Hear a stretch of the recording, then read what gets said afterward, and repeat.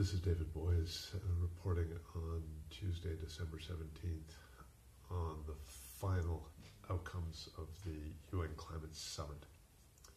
Remember, the slogan throughout the summit was "Time for Action." But after the longest climate summit ever, an extra 2 days, all-night negotiating session, the conclusion is complete and total failure. It met the expectations for the most cynical, myself included. Clearly, the largest emitting countries continued to obstruct. This is the USA, Australia, Brazil, China and India.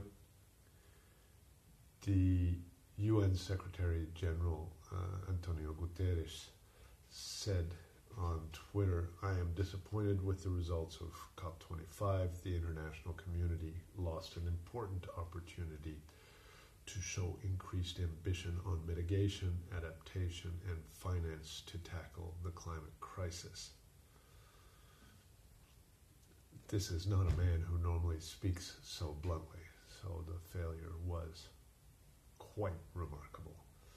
This will put a lot of pressure on Glasgow in 2020, next year, and we need to think about how to join with the young kids, with the range of community activists to make even louder our voices and stronger our demands.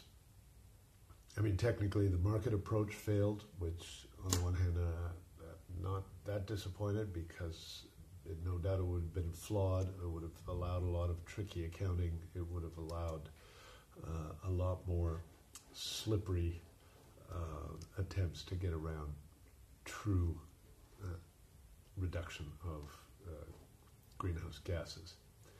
The Association of Small Island States, which is clearly the most effective, whether it's the Pacific Islands or the Caribbean Islands, they put out a statement saying they were appalled and dismayed at the failure to come to a decision on critical issues, at the scale of inaction, ineffective processes, and obstruction and regressive anti-science positions by some countries.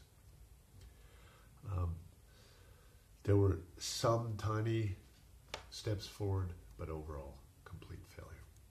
Thanks.